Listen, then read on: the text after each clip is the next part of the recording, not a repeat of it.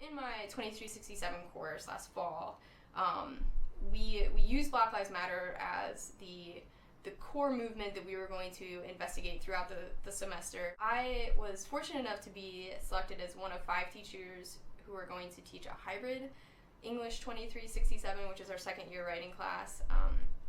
So what that means was Monday class happened online, Wednesday, Friday classes were in the classroom, and all of us had this joint focus on writers with a cause. So all the students in all 5 of these sections were going to come in and have some kind of cause that they were researching.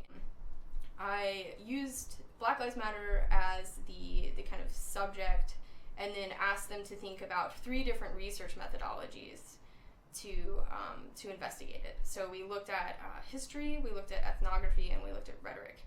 And I really wanted them to have a sense of, one, these are different methodologies, and there's a reason somebody would want to ground something in a historical perspective and use historical research methods as opposed to ethnography or rhetorical analysis.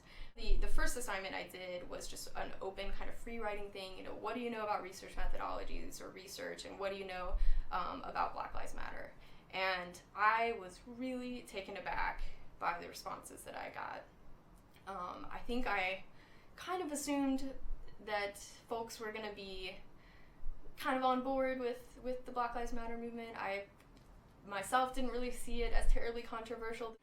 So when I got those first day writing assignments back and was kind of taken aback by the types of things they were saying and ways that they were very quickly dismissing what they knew about Black Lives Matter, or some of the students had never even heard of it. The next thing I did in class was kind of lean on that research methodological emphasis. And so we had a conversation about what might be the affordances of researching something you really care about and believe in, and what might be a drawback to that, and then vice versa.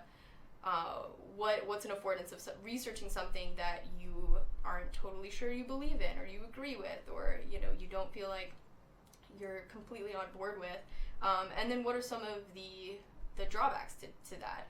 So we tried to, I think, carve out a sort of research perspective or researcher's perspective within a topic that I think can feel very personal and very challenging, and certainly challenging to the histories and the stories that a lot of white students have been told.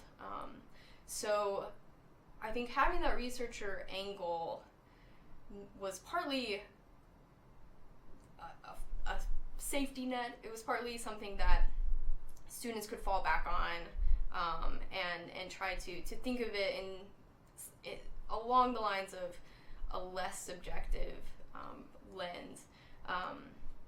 And also, I think, more importantly to me, that researcher perspective that they could take suggested that this was a really serious topic for study and for investigation, even as it's unfolding right now. So we were able to do that by looking at Black Lives Matter through some of the dominant and non-dominant narratives about the civil rights movement in the 1960s.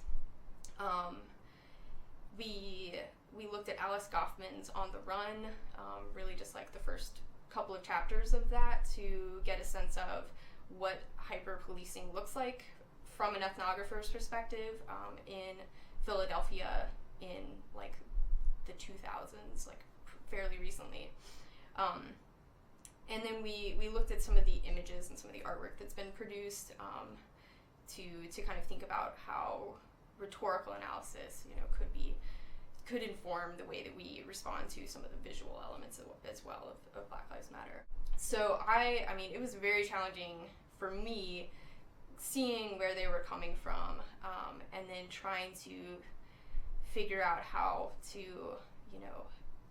engage them, and realizing that my course syllabus was going to have a lot of things that challenged them quite a bit from the perspectives that they were bringing into the classroom. And I ended up assigning a Time magazine piece that was also about Philadelphia, but it was from the perspectives of police in the wake of Black Lives Matter's movement, and the students really responded well to that. I had a lot of reservations about assigning that piece, not because it came to some sort of like conclusion or like put police ahead of the concerns of the community members and organizers, but I knew that they were going to see that as like the foil to all of the pieces that we had been reading. But students really responded to that, and I think they perceived a balance in the course that I wasn't aiming to necessarily make a central goal of the course, but I think it opened up some talking points and some ways for them to see both sides.